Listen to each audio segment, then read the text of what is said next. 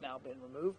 There's a lot more work to be done, and when the president's talking about that work, he's talking about getting the diplomatic path back, back into some kind of swing. On your point about Sinwar, what are your fears as Hamas regroups? What are your chief concerns right now? Well, obviously, we're going to be watching to see what they do here. Though they have been, as I said, the leadership decimated, military structure decimated, but they still are a presence in Gaza, and they still do have some capability. So we're certainly going to be watching that carefully.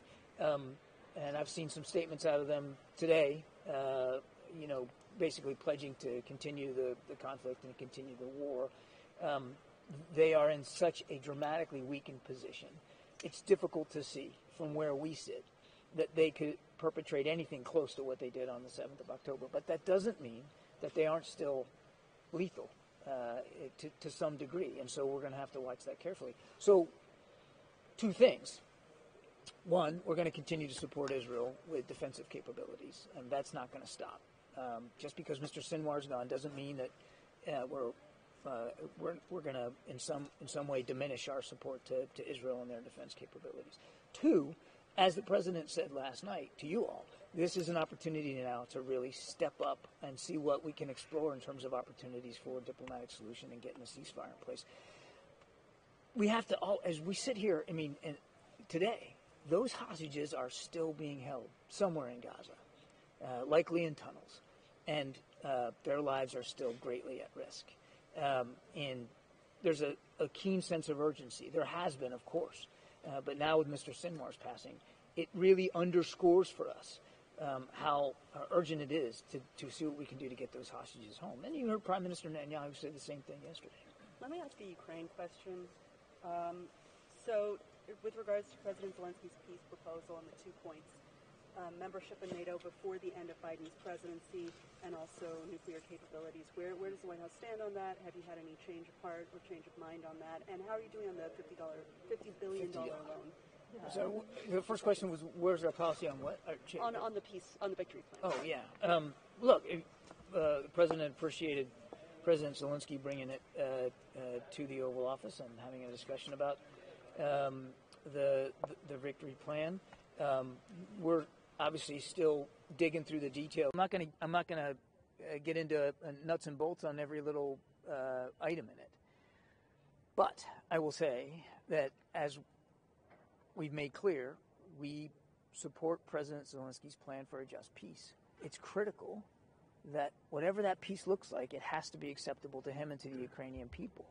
And we're certainly not going to have any discussions about Ukraine without Ukraine, and we're certainly not going to have any discussions with foreign leaders that don't comport with what we believe President Zelensky's plans are for a just peace. Leaders are literally having discussions about Ukraine without Ukraine right now today.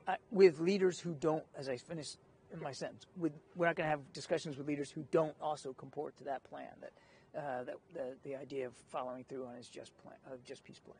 Kirby, what about invitation to NATO? Can you give a sense of to what extent President Biden is addressing the election on his trip here? It obviously overhangs some of the things that he's talking about in terms of alliances, in terms of what's next for Ukraine. How is he addressing that writ large? The discussions he's having today are not about the election. It's really about, well, first of all, thanking the German people for their incredible support of Ukraine. Obviously, showing his gratitude to the leadership here, President Steinmeier and Chancellor Scholz. But it's really more about, as I kind of said in my opening statement, these are policy-heavy discussions, including the one he's having right now, about some of the key, still open issues affecting our collective security, and that's the war in Ukraine and, of course, what's going on in the Middle East, and really trying to work on policy solutions to solve these problems. I mean, that's really the gist of the meetings that he's been having. Hold on. I'll follow up. I understand that it's not a meeting about the election, but Europe is worried, and what happens in the U.S. election will help determine what happens next on those issues. So, what reassurances can he give, or can he just not? Because he doesn't know. Nobody knows who's going to win. I think his purpose for coming and the thrust of his discussions are really about reaffirming everything that he's done as president and commander-in-chief over the last 3+ years to improve alliances and partnerships, make them stronger, make them bigger, create ones where they didn't exist before, and work together on cooperative solutions for some of these challenges. Now, we've been talking about Ukraine and the Middle East, but they are also talking about climate change. They're talking about terrorism. They're talking about clean energy transition, all these transnational challenges that are before us. And his purpose is to reaffirm his commitment as President of the United States to seeing through, with the time he has left, on all those solutions. I mean, nobody can be perfectly predictive about what's going to happen next month, and that's democracy, and that's the way it works. He says all the time that whenever he comes to Europe, they want to know. Remember the whole speech that he used to give at the beginning of his presidency about, are they asking him? I will let the foreign leaders speak for themselves. I'm not gonna talk for them or what's on their minds. Let me just put it this way. And I saw it today. American leadership matters to leaders here. The United States matters. The effect, you heard it in the speech that President Steinmeier gave today. President Biden's personal leadership has mattered when it comes to European security. And the continent's security has changed over the last 3+ years, thanks to what Mr. Putin did. So, yes, he hears frequently from foreign leaders how important his personal leadership has been and his stewardship of these relationships, but also how important American leadership matters on the world stage. So I leave it at that. John, I'm gonna try one more time here. You've talked about how the if you guys keep on trying, I have to take away from that I'm being unsatisfactory. Well, you said the president's here to cement his legacy, but he has less than 100 days in office. As part of cementing that legacy, handing over some of these achievements and responsibilities to European allies because of uncertainty about our election. Well, so first of all, I didn't say he's cementing his legacy. He's reaffirming all the things that he has done and making sure that these European leaders know that for the remainder of his time in office, he's going to keep working on these same goals. So it's not about cementing a legacy. I'm sorry, and the second part of your question was? So as part of reaffirming his legacy and with less than 100 days left in office, is he preparing to hand over some of these things to European allies, given the uncertainty about our election? No, this was not about handing over. This wasn't these discussions today and the one going on right now. It's not about handing over responsibilities. It is about talking to our allies and partners about what together we can continue to do to help Ukraine win this war, to bring the war in the Middle East to an end, and to address all those other transnational challenges. One of the things that the president is not only aware of, but constantly restates, is that while the United States is the indispensable nation, he likes to say, the essential nation, that we've got to have allies and partners in these challenges with us. First of all, it lends greater credibility to an effort if you've got partners. And as I said, where there wasn't an alliance or partnership to deal with the problem, President Biden has gone and created the 50+ Ramstein Group nations that helping Ukraine, and the 20+ nations that are helping in the Red Sea to beat back Houthi attacks on commercial shipping. And concomitantly with that, an understanding by him that some nations have unique capabilities that we don't have, and the ability to have conversations we can't have that are critical to solving these problems. So that's really all about. Yeah. Can I ask a follow-up on Ukraine?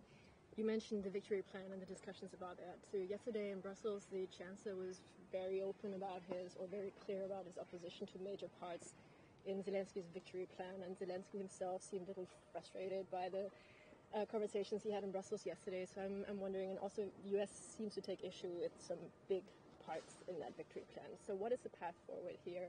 What can the U.S. and maybe Germany also offer? What's the game plan? Because the president himself said tough winter is coming. And yeah. That's the only thing that's on the table right now. So where are you there, and what's the way forward? The Quad leaders are meeting today, as you know, and they're going to be talking about the victory plan. As we've said, and I can, it's the same thing I would say today. We are still going through the victory plan in detail. We're still talking to our Ukrainian counterparts about it. Today, the president has an opportunity to get the perspectives of these European leaders and to share his perspective on it. Look, again, without getting into, as I refused to do earlier, we're not getting into every clause and sub-paragraph on this thing. I would just tell you that we appreciate and respect the work that President Zelensky put into it and the thoughtfulness that he put into it. And we're going to continue to work with him and his team to see what this just peace can and should look like, but with a recognition that, look, we believe that the best way the war ends is through a negotiated settlement. But it has to be up to President Zelensky to determine if and when that occurs and what the circumstances are. If I may, it's not about the small details, so it's about the big lines in the victory plan that are an obstacle, obviously, like an unconditional invitation to NATO or long-range weapon use, like Western weapon use on Russian territory. That's not small and minor details. That's the big, pillars of this victory plan. So if you're not in line there, what's the future? Why don't we let the Quad leaders sit and talk about this before I go characterizing their positions on each of the components of it? I'm not going to do that. We've been very consistent with respect to NATO, and I think somebody asked me a NATO question. NATO is going to be in Ukraine's future, no question about that. But the first thing we have to do is help them win this war. We got to make sure that they have what they need now. That's why they talked about the battlefield today with Chancellor Scholz. Second is we got to make sure that if and when and however this war ends, Ukraine has the ability to not only have a strong, vibrant defense industrial base, but that they have pledging commitments from other countries, including the United States, for long-term security needs that they're going to have. They're still going to have a long border with Russia, no matter how this war ends. They got to be able to deal with potentially continued aggressive Russia. And then, even while all that's going on, we're going to continue to work with Ukraine on the necessary reforms that they will need to make in order to apply for NATO membership. NATO isn't going to be in their future. We've put forward some pathways and some milestones to help them get there, and that's where we are. That's where we are in the United States. I just heard you say NATO isn't going to be in their future. I said it is. NATO is going to be in their future? Yeah. Okay. Kirby, back to Did I say isn't? Yeah. No, NATO is going to be in Ukraine's future. Back to the Middle East for a second. If and when the day comes when you do sit down again on the ceasefire proposal, is the current one on the table the one that you're working off of, or does the Sinwar situation mean you have to sort of go back to the drawing board? Or? Well, look, the ceasefire talks have been moribund now for several weeks because Mr. Sinwar simply refused. And I wish I could tell you today that we're getting the teams back together in Doha and we're starting afresh. That's not where we are right now. I suspect, again, I don't want to speculate, but I suspect that if and when we can get those talks back in place, the starting point will be where we left it. Where that goes, I just don't know. We're not in a position right now where serious negotiations are in the offing. And on the conversation yesterday with Prime Minister Netanyahu, obviously the Sinwar death was top of the conversation, I assume. But did they also talk at all about what the retaliation for the Iran strikes will be? As far as I understand, it was a very short call, mostly to congratulate him on killing Sinwar, and then talking about the opportunity that Sinwar's death now gives us, as I said earlier, in the diplomatic space. That was the main focus. Do you have a better understanding, though, on timing and scope of what they I'll let the Israelis speak to their operations potential or otherwise. What they're doing, but do you have a good understanding of it? I'm not going to get into the specifics of diplomatic conversations we've had with the Israelis, and I'm certainly not going to talk about or speculate any at all about their any potential military operations. How diminished are Hamas's capacity right now? How big a threat are they in your assessment? You said they greatly do. diminished. Like, is it enough that you think that forces the peace? Is that kind of the argument you're making? We believe that with Sinwar's killing, not only is the main obstacle to ceasefire negotiations been removed, and hopefully we can get that restarted with him now no longer in the position he was to block it. But also, as I said earlier, and I think that was in the president's statement, the military structure of Hamas has just been nearly decimated. They are absolutely incapable, as you and I are speaking here today, of conducting another attack on the scale of October 7th. But as I also said a little earlier, they still exist as a terrorist organization. They're still in Gaza. They're still holding hostages. And yes, they still have some capability left to them. So there's still a lethality to Hamas that just can't be underestimated. But I couldn't put a percentage on it for you, like 70% diminished, 80%. I don't know that. I just know that they are a shadow of their former self right now. Mr. Kirby, about next month's Ramstein meeting that President Biden is going to chair. Yeah. What do you expect? What should we watch for next month? President's looking forward to hosting this Ramstein group at the leader level. It's going to be done virtually instead of in person. I'm certainly not prepared a month out to get into the specific deliverables, but as you have seen with every Ramstein group meeting in the past, there has been a set of deliverables for Ukraine and Ukrainian security assistance by by most nations who attend. You come to the Ramstein group with the expectation that you're all going to talk collaboratively about how to improve Ukraine's security assistance. So I fully expect that you'll see the United States come to the Ramstein group meeting, virtual though it is, with additional commitments to Ukraine's security. What those are right now, I'm not in a position to say. And would there be an answer, point by point, to Ukrainian victory plan, to Zelensky's plan? The purpose of the Ramstein group, just to remind everybody, the fancy name for it is Ukraine Defense Contact Group, is really defense leaders coming together from all these 50-plus nations to pledge security assistance commitments. And I would expect that would be the same approach for the next Ramstein group. As I said, we're still working our way through the victory plan. So are many of our allies. We're still talking to President Zelensky about it. Whatever the peace looks like, as I said earlier, we want to make sure that it meets President Zelensky's and the Ukrainian people's expectations. Admiral, is there any pressure here from the Quad or from Schultz about what America can deliver for Ukraine after the election, but before Biden is out of office? I did not detect any discussion of that regard today. The pressure from or a specific request from Germany for us to do, XYZ between the election and inauguration day. What I will tell you, and what we have told the Germans, is that the president has every expectation of fulfilling all our commitments under the PDA authority that he has left for the rest of this year, this calendar year. And so I think you just saw him announce another drawdown package when President Zelensky was in town. You'll see those still coming on a fairly regular, frequent basis as we get all the way through the calendar year. And we're just running a little bit low on time. Do you want to take one or two from the virtual? Let me take one more here, and then we can go virtual.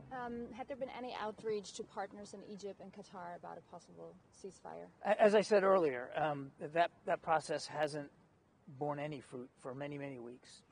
And though I would love to sit here and tell you that now that Mr. Sinwar is dead, the day after we're back at the table, we aren't right now. What I would also add, though, is that we have never stopped having conversations with our counterparts in Qatar and Egypt about the possibility of getting something started, and that those conversations are continuing. Can I ask one last question? How does the president view his impact on transatlantic relations now the last few The president is enormously proud of what his administration and his team has been able to do over the last 3.5 years to improve transatlantic cooperation, transatlantic security, the transatlantic relationships. I mean, NATO is now 2 countries bigger than it was when he took office. And it's not just bigger. NATO's more unified, more resolved, more cooperative than it's ever been. You heard President Steinmeier say the same thing today. So there's been an enormous impact on transatlantic security. Now, obviously, a lot of this has been in response to what Mr. Putin decided to do in February of 2022. But everything he wanted to do, he has failed to do. He did not fracture the West. He did not fracture NATO. He did not take Kyiv in Ukraine. As President Steinmeier said today that a large part of that is President Biden's personal leadership, his hand on the tiller of these relationships. He has believed his whole public life, and he certainly has believed as president, that while America is in many ways the most essential nation, we are not the only nation, and that we need alliances and partnerships to deal with these challenges, and that means being to work cooperatively and collaboratively with other nations, hearing them out, listening to their perspectives, because that's important. Thanks. Yep. All right. We'll go to Nick Schifrin from PBS virtually. Nick, you should be able to unmute yourself. Thanks, Jess. Thanks, John. Sorry I can't be there with you guys. Apologies in advance if my one-year-old interrupts my question. But 2 parts on Gaza. As you've been pointing out, there hasn't been movement on ceasefire, not that you guys haven't been working on it. Is there an assessment yet that Hamas might choose a leader who can even make a decision about ceasefire going forward, whether they can choose a leader in the near future?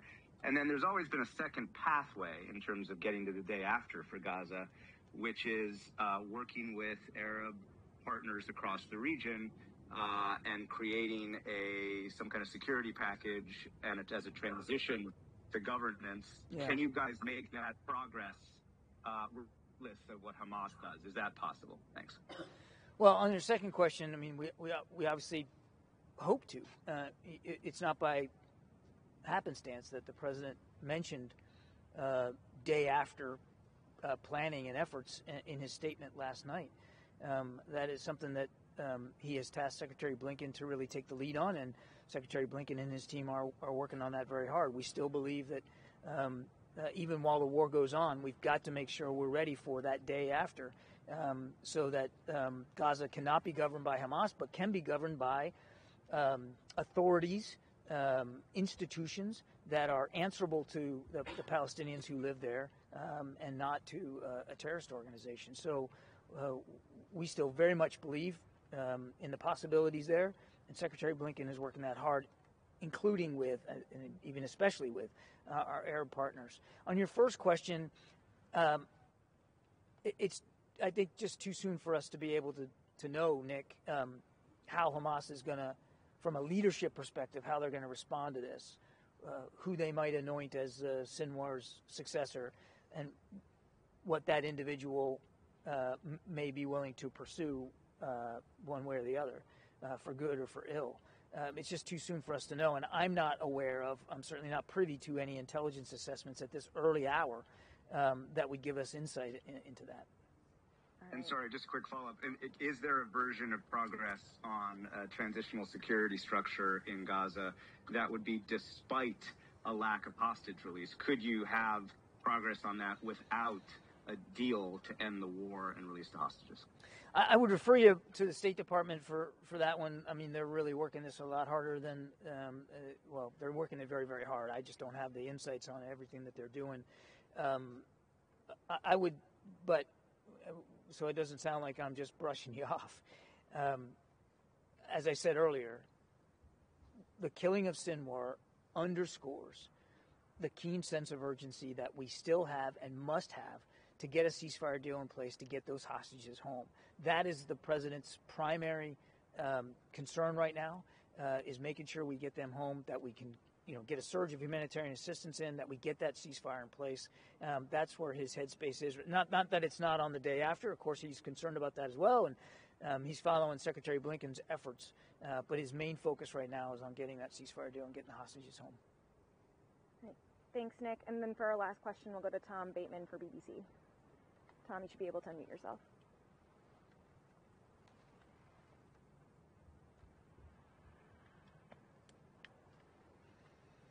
Tom, are you there? Can you hear me? Now we can. Can you hear me? Yep. Okay. Thanks, Kirby.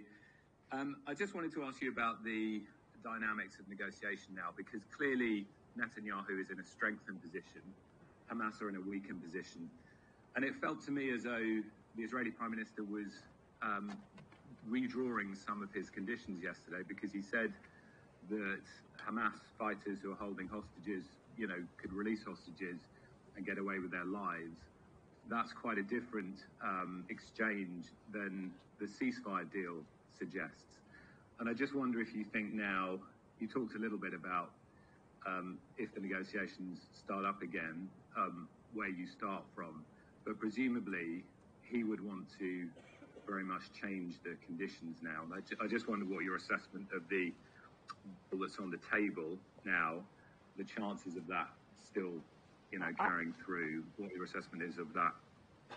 Well, with the caveat that I won't speak for the Prime Minister, I don't know that his comments yesterday necessarily connote a move on the goalpost when it comes to getting the hostages home. I mean, he's absolutely right.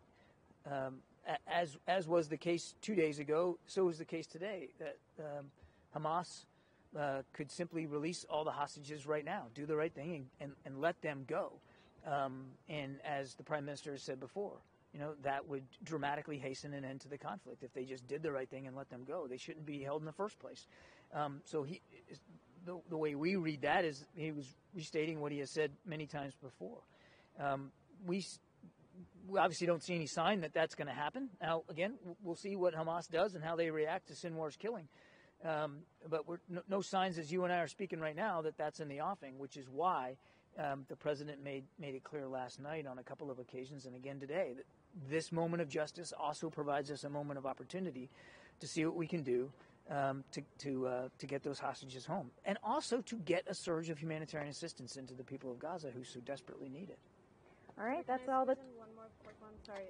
Given the threats on former President Trump's life and his campaign requesting military planes, do you know if that request is actively under consideration, or is that being ruled out? I know that Jake told us yesterday that the president tasked you guys with actually responding to any intel you get on, threats. Yes, of course, we will respond to any intelligence and do it appropriately and collaboratively with the campaigns as we must. I'm not going to get into the specifics of requests that may or may not be coming in, and I'm certainly not going to talk about the specifics of force protection, or in this case, protection given to former President Trump. I mean, that wouldn't be appropriate for me to do. All I can assure you is that the guidance by the president is to make sure that we are being as responsive as we humanly can to the security needs of both candidates, and in this case, obviously, former President Trump. We're having regular conversations with him and his team about what those needs are, and doing everything we can to be responsive to those needs. Is there any frustration on your end that this is sort of being politicized by his team, that you're not doing enough? I have the advantage of not having to get into politics one way or another, so I'm just going to let that one go. All right. Thanks, everybody. Appreciate it. Thanks, guys.